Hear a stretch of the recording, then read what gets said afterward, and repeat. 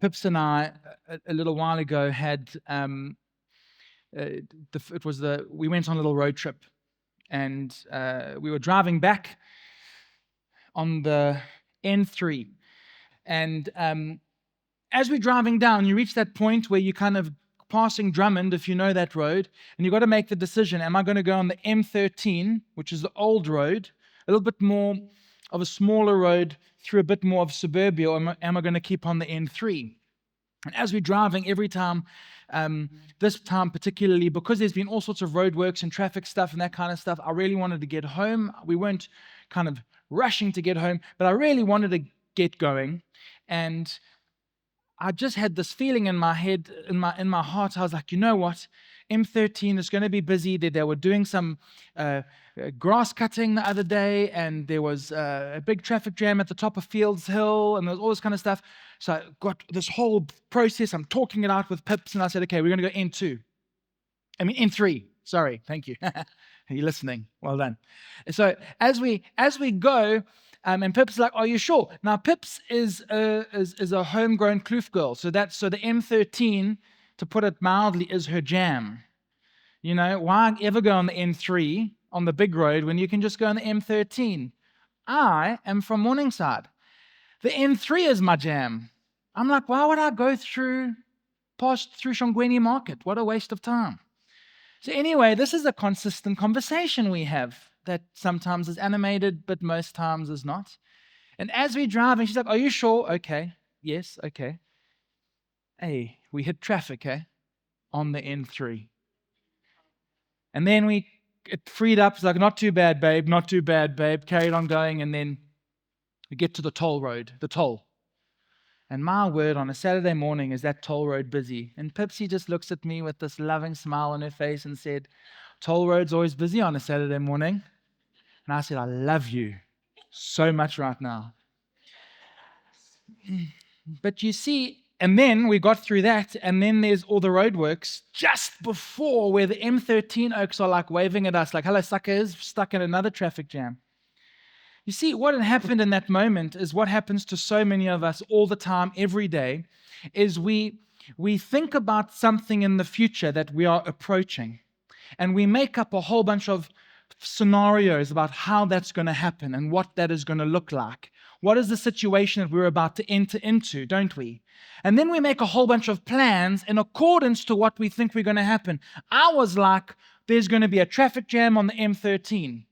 The chances of a traffic jam on the small road versus the big road are much smaller. It doesn't really make sense. But in that moment, like all of us, so many moments throughout the day, we are constantly making up scenarios, little future situations. And as a result of what that situation looks like, depending on the lens that we have on in that moment in time, we will make a whole bunch of plans. And how often, put your hand up, do those plans actually catch you out? Because we should have just gone on the M13 the whole time. Today, I want to talk about something that we all struggle with. And I think this is what it is. Have you ever made a plan or taken something into your own hands, reached the moment that you've been stressing about and making a plan for, and realized that God had it all along? In hindsight, seeing God move is much easier than having the faith to see God moving before us. It's much easier that way. And we're so quick to take things into our own hands. So we're busy talking through Genesis at the moment. And today I want to unpack my favorite character in the Bible. My favorite story is Zacchaeus, yes. But my favorite character in the Bible is Abraham. I love this guy. This guy is like me. I see myself in this guy a lot. So I'm going to start in Genesis 12 this morning. And it might pop up on the screen.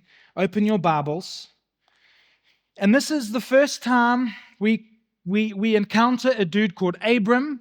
Spoiler alert, his name changes to Abraham a little later, so don't get confused. I'm not talking about his cousin. I'm talking about him. And this is how it goes. Genesis 12, verse 1. The Lord said to Abram, "Leave your native country, your relatives, your father's family, and go to the land that I will show you. I will make you into a great nation. I will bless you and make you famous, and you will be a blessing to others. I will bless those who bless you and curse those who treat you with contempt, and all the families on earth will be blessed through you. How's that for an introduction? Can you imagine? It's like winning the lotto. The Creator, the Lord of all things, walks up to you and says, how's it?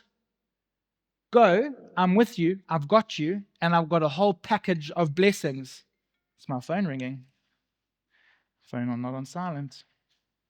And so, what happens in this moment is we see that this random guy called Abram is encountered by the Lord of Lords, the King of Kings, the Lord of Lords, and what ends up happening in this moment? He goes. Verse 4, so Abram departed as the Lord had instructed. And then Lot went with him, and he was 75 years old when he left.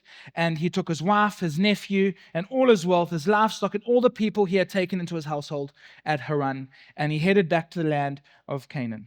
Now, what I find so interesting about this is he goes, okay, cool. So if you're invited into a situation like this, surely there's an element in you that goes, I believe what this guy's saying. Because I don't know about you, I'm not risking my whole livelihood, my whole family, my family history based on a once-off encounter with somebody. There had to have been something about this encounter with God that Abram had that gave him the faith to understand that I can follow what he's calling me to and where he is calling me into. I'm going to skip a little bit later to verse 10. Okay, a little bit later after this, a severe famine strikes the land of Canaan, which forces Abram to go down to Egypt, where he lived as a foreigner. Now remember what God has already said to Abram. What does he say? I will bless you, I will make you, I will keep you. He says all of these things. I will bless you, I will give land to your descendants. So we can see straight away that God's got this guy. But as he enters Egypt, he enters into a situation where there's a Pharaoh. He's entering into a new political climate, a new power structure. And straight away, he's got a wife that's fairly good looking. And this is what Abram does. Okay, I want you to pay attention to what he does. This is what he says. As he was approaching the border of Egypt, as he was getting close to where the N13 and the N3 split, he said to his wife, look, you are very beautiful. She's like, oh, thanks, darling. Then he said, when the Egyptians see you, they will say, this is his wife. Let's kill him so we can have her. Talk about creating a scenario. Okay? So she goes, okay, so please tell them that you're my sister. That's a plot twist. Then they will spare my life and treat me well because of their interest in you. Then sure enough, when Abram arrived in Egypt, everyone noticed Sarah's beauty.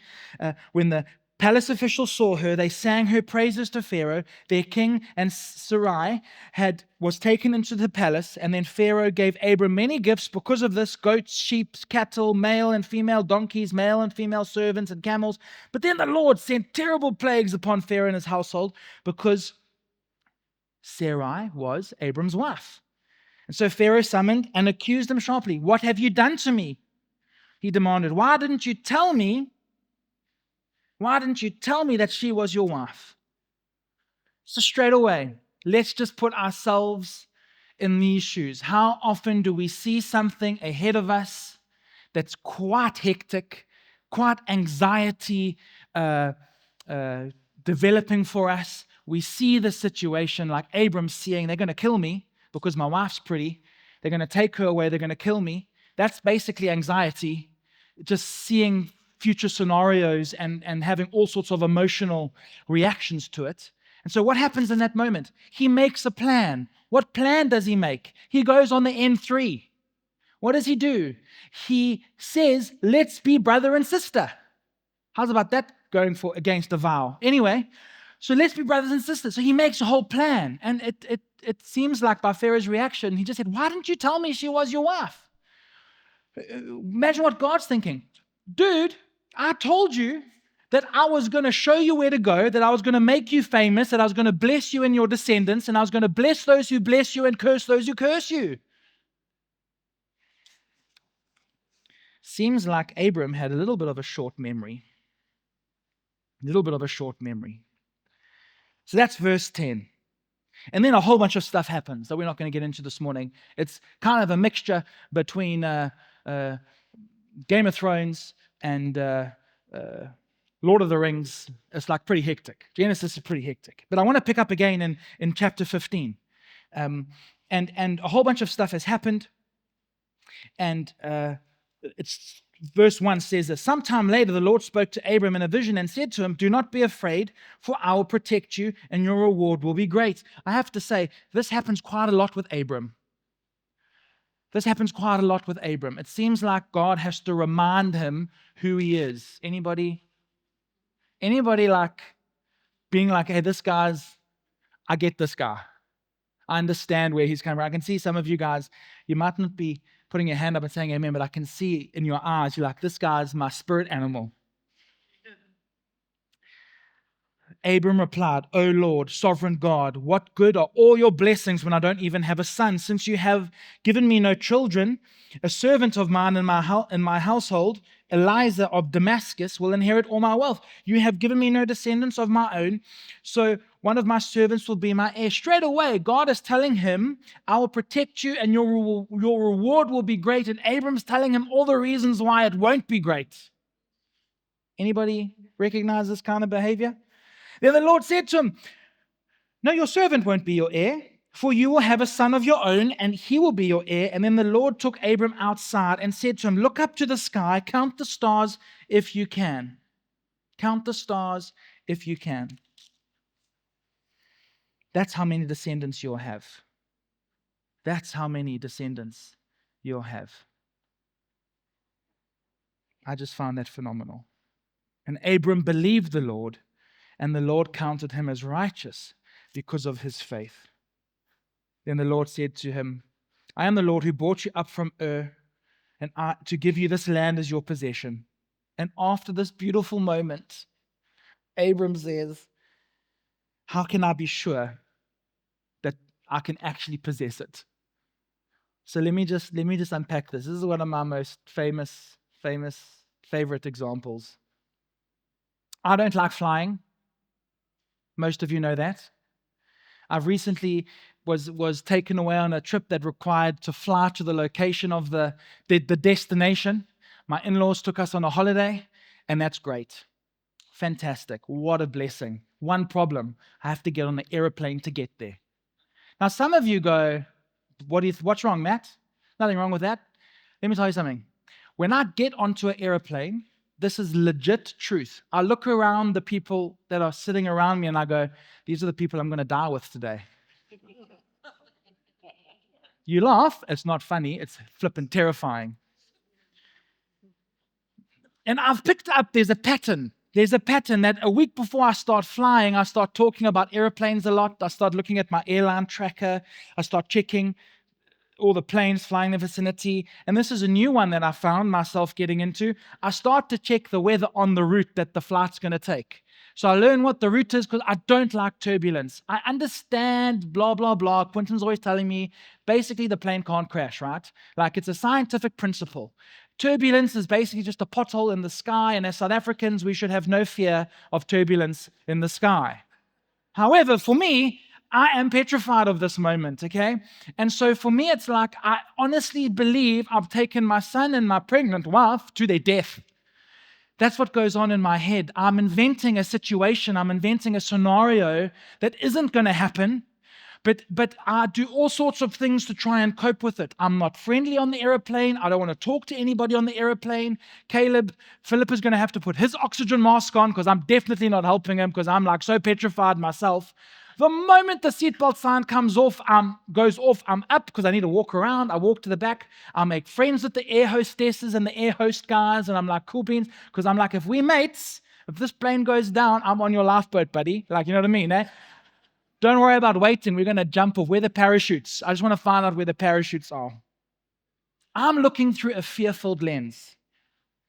Abram is looking through a fear-filled lens. And that's something that we find ourselves in, don't we, all the time. And I want you to know that there's some churches where somebody gets up in the front and they demean you for struggling with a bit of fear. And maybe seeing that, maybe looking at the world like the glass is half empty. Now, I want you to know this morning that Abram, the father of our faith in terms of the father of many nations, the dude who was like the OG, fluctuated between fear and faith all the time. And guess what? God used him in his humanity. He used him in his fear. Because when we are little, he's big. When we are weak, he's strong.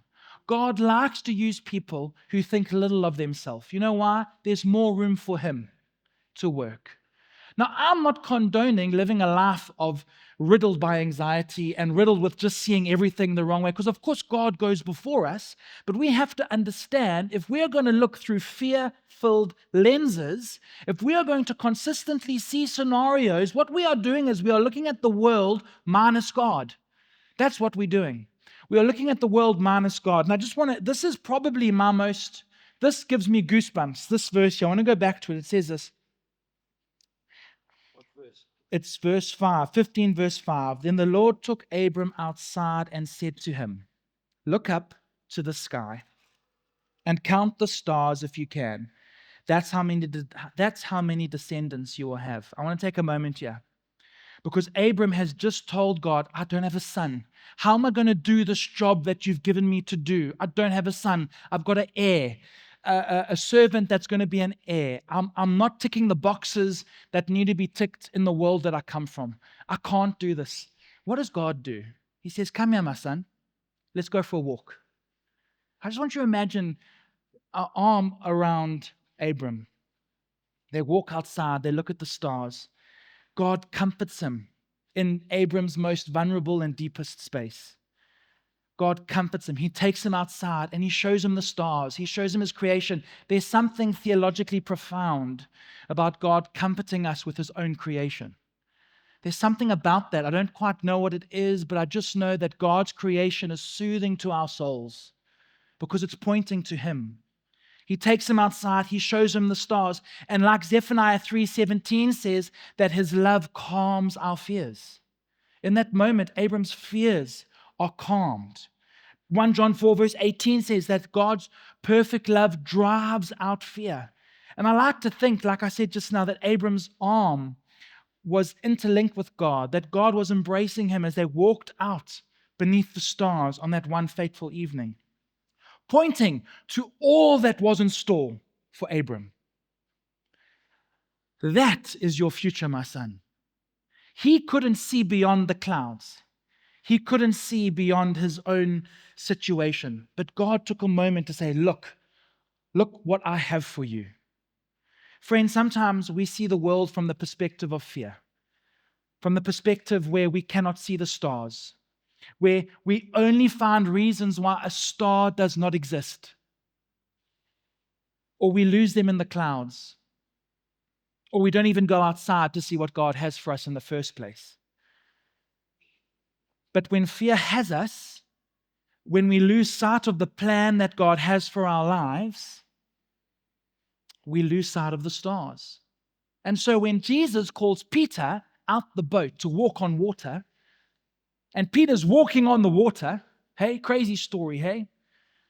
Peter's eyes are fixed on Jesus, fixed, focused, fired up. Then he notices the waves. And then he notices the impossibility of the situation, and he takes it in. He goes, I can't walk on water. Humans can't walk on water. I'm not a duck. What's happening here? And he sinks. Friends, when we take in the impossibility of the situation that we find ourselves in, minus God, with fear-filled lens, we will sink, we will never see the stars, and we will consistently live in unhealthy routines and spaces of anxiety, consistently stressing about trying to get to the point where all along God has called you by name. All along He has a plan and a purpose for you. All along He's got you. All along He wants to take you outside and show you the stars. He wants to show you the future that He has for you. So don't take your eyes off Jesus. Walk with God. Look at the stars. Fear-filled lenses don't take God into account. And I find myself in this situation often. When I'm flying, I find myself in these situations. In personal situations, I'll see a scenario, and I see a scenario without God. Like Abram, all these moments, he's forgotten the very first encounter that I will make you, I'll bless you, I'll keep you, I'll give you land, I'll bless those who bless you, I'll curse those who curse you. Then a little bit later, verse 15, he says the same thing. And guess what happens? Once Abram relaxes in the love and the affection of his father, he believed the Lord and he was counted as righteous. Fear-filled lenses tell you that there's no plan or purpose. They tell you that God can't intervene in that dispute at work. They tell you that you can't get into that university or into that school. They tell you that you're never going to amount to anything. In fact, fear-filled lenses are also connected to a set of words that repeat the negative things over your life, like what your parents told you, or what a bully has said to you, or some kind of not so nice boss at work.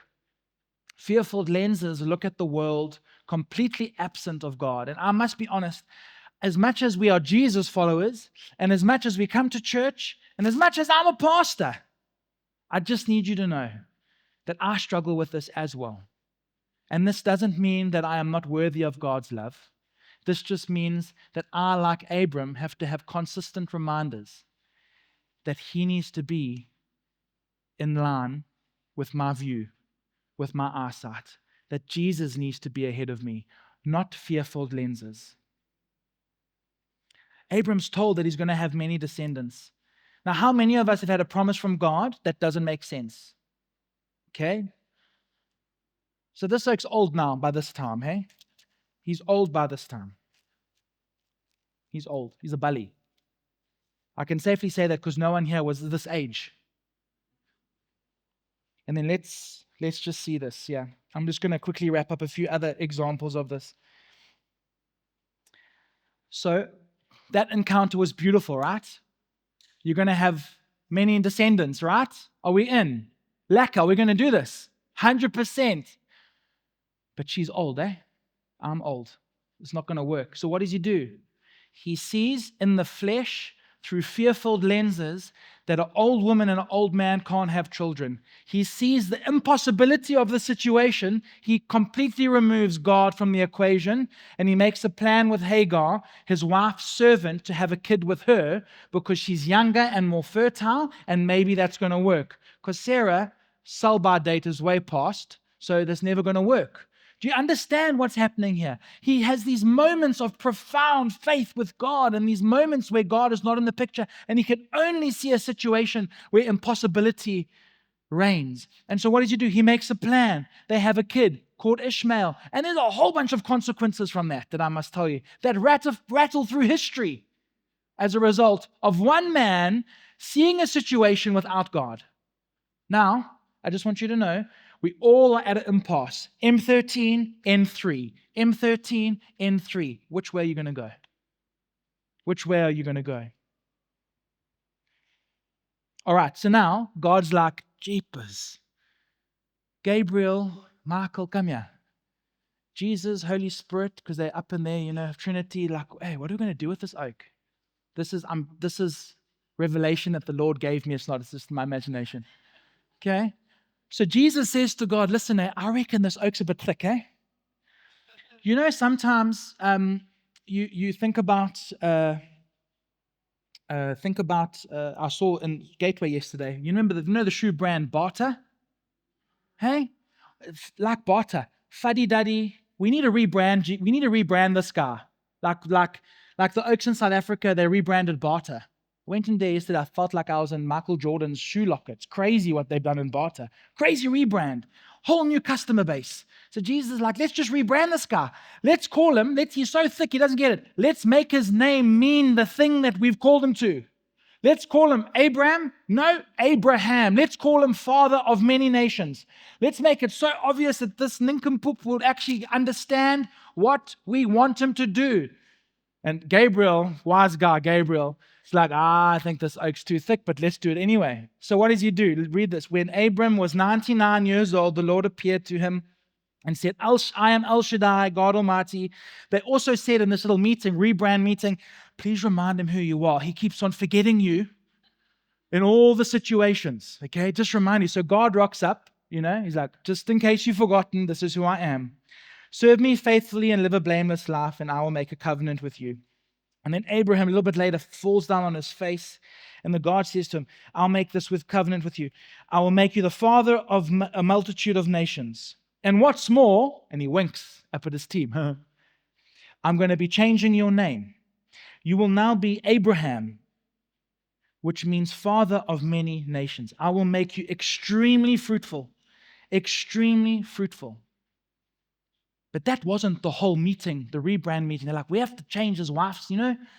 That famous saying from My Big Fat Greek Wedding, where she says the husband is the head of the house, but the wife is the neck. She turns the head. We got to get Sarah on board here, Sarai on board here. So let's change her name too. Let's call her Sarah. So a little bit later in verse 15, then he says, regarding Sarai, your wife, her name will no longer be that, for she will now be called Sarah. You guys are ready to go make babies. I'm going to invent this guy called Barry White. Listen to his songs. I'm sure everything's going to come right. Okay? Yes, I will richly bless her, and she will become the mother of many nations. Kings of nations will be among her descendants. And this is, so just listen to, I see myself in this moment. This is verse 17, Genesis 17, verse 17. This is very easy for you to remember. 17, verse 17. Abraham bowed down to the ground, but he laughed to himself in disbelief. He laughed in God's face when God told him what he had for him. Why? Even the name change, even the track record of crazy miracles, he was completely captured by the impossibility of the situation. And to make things even worse, guys, in Genesis 18, verse 11, Sarah was long past the age of having children. Verse 12, so she laughed silently to herself and said, how could a worn-out woman like me enjoy such a pleasure, especially when my master, my husband, is so old? See how they're blaming each other. This is now, I just want to take a moment here. This is one of my favorite moments in Scripture because God is like, God. He's very stately. But I feel like he gets a bit zesty and a little bit sassy. A little bit sassy with them now. And now he's getting a little bit frustrated. So just think about a toddler. Okay, this is what it says. Then the Lord God said to Abram, why did Sarah laugh? Why did she say, can an old woman like me have a baby? Is anything too hard for the Lord? I will return about this time next year, and Sarah will have a son. Sarah says she's afraid, so she denied it, saying, I didn't laugh. And then I love this. This is so funny. In Genesis 18, verse 15, but the Lord said, no, you did laugh. No, you did laugh. Like a toddler. No, you did laugh. Like a little argument. I love that. God is like getting a little bit frustrated with these guys.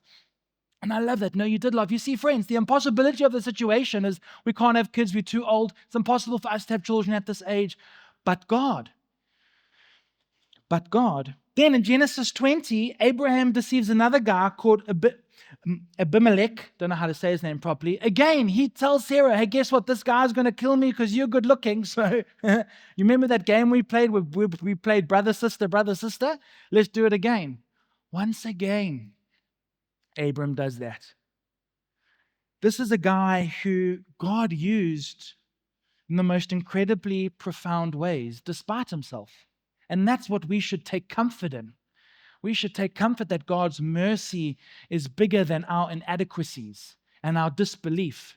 But how many of us on the regular, how many of us find ourselves in situations where we are consistently seeing a future or a moment or a scenario through fear-filled lenses?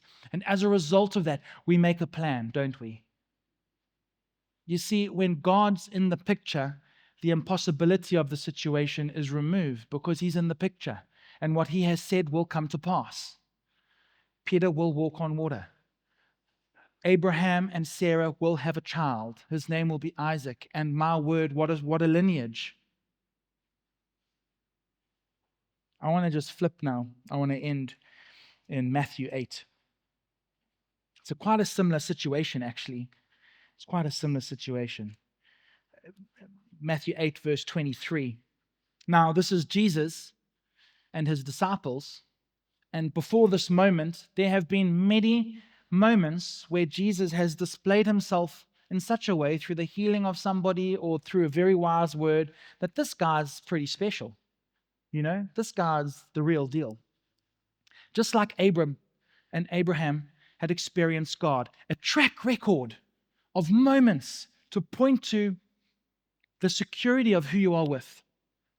Then Jesus got into the boat and started across the lake with his disciples. 24, suddenly a fierce storm struck the lake, with waves breaking into the boat. But Jesus was sleeping, and the disciples went and woke him up, shouting, "Lord, save us, we're going to drown." He responded, "Why are you afraid? You have so little faith." Then he got up, rebuked the wind and the waters, and suddenly there was great calm. And the disciples were amazed. Who's this man? Even the wind and the waves obey him. We forget that Jesus is in the boat with us.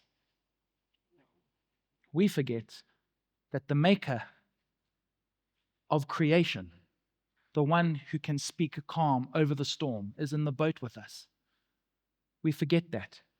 Abraham forgot. Sarah, they forgot who had gone before them. They had lost sight of who had called them. They'd even forgotten all the miracles and all the crazy things that had happened in the build-up to the moments where they needed to just see that situation with God standing there. Now, friends, I know we come this morning on Sunday, on the 6th of April. It's 1 minute past 10. I'm about to wrap up. But I know that we've all come here with stuff. I know that because we are human beings and because we are living in 2025, sometimes we go, you know, Lord, it would have been nice, you know, to maybe have been a different time. But anyway, you put me here. Thank you for that. And I know everyone's sitting here, every single chair. It doesn't matter whether you are flying in your walk with Jesus, you're barely hanging on in your walk with Jesus, or maybe you don't even really understand who Jesus is and your friend told you you're coming to a yoga class or something. I don't know.